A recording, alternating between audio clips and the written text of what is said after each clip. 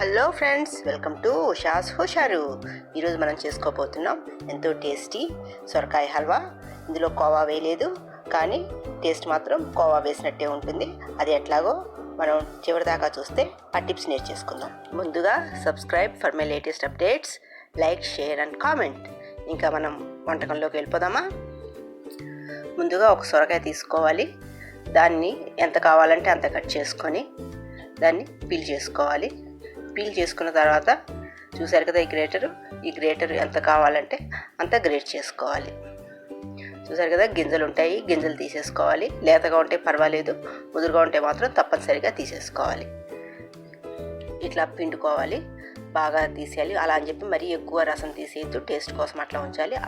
ఆ నీళ్ళని మనం రసంలోను, సాంబార్లోను, ఇంకా లేకపోతే ఉప్మాలోను వాటిల్లో వాడుకోవచ్చు. ముందుగా ఒక కడాయిలో నెయ్యి వేసుకొని జీడిపప్పు, రైజిన్స్ బాగా ఫ్రై చేసుకోవాలి. కలర్ చేంజ్ అయ్యేంత వరకు ఫ్రై చేసుకొని ప్లేట్లోకి తీసేసుకొని మళ్ళీ కొంచెం నెయ్యి తీసుకోవాలి. నెయ్యి తీసుకొని ఇప్పుడు గ్రేట్ చేసిన దాన్ని, పిండేసిన దాన్ని మళ్ళీ నేతిలో ఫ్రై చేసుకోవాలి.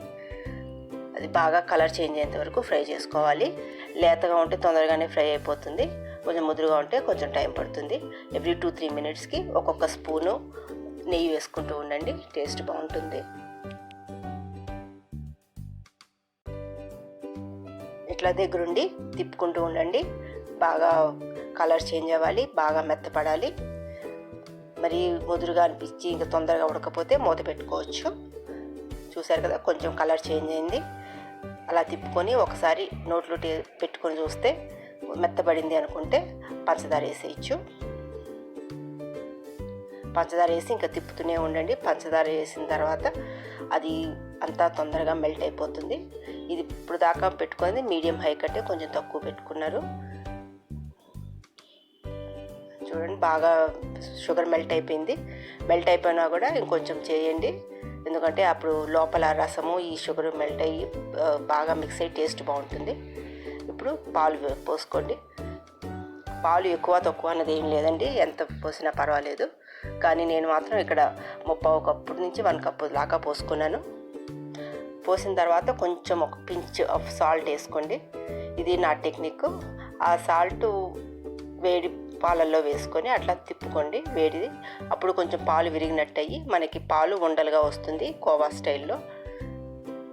ఇప్పుడు హై ఫ్లేమ్లో పెట్టుకోండి. ఆల్రెడీ ఎలాగో ఉడికింది కాబట్టి మనకి హై ఫ్లేమ్లో పెట్టుకొని తిప్పేసుకోవడమే, తొందరగానే అయిపోతుంది. ఇక్కడ ఇంకా మనం వేయించిన జీడిపప్పు, కార్డమమ్ అన్నీ వేసేద్దాం. ఇలాచి అన్నీ వేసి కలిపేసి స్టవ్ ఆఫ్ చేసేద్దాము. చూసారు కదా ఎంత ఉండలుగా వచ్చిందో. అంతే, తినడానికి ఎంతో నోరూరించే రుచికరమైన సొరకాయ హల్వా తినడానికి రెడీ. ఇది వేడిగా తింటే చాలా బాగుంటుంది. చల్లార్చుకొని ఫ్రిడ్జ్లో పెట్టుకొని కూల్గా తింటే ఇంకా బాగుంటుంది. మీ సజెషన్స్ ఏంటో కింద నా కామెంట్ సెక్షన్లో పెట్టేయండి. Thanks for watching.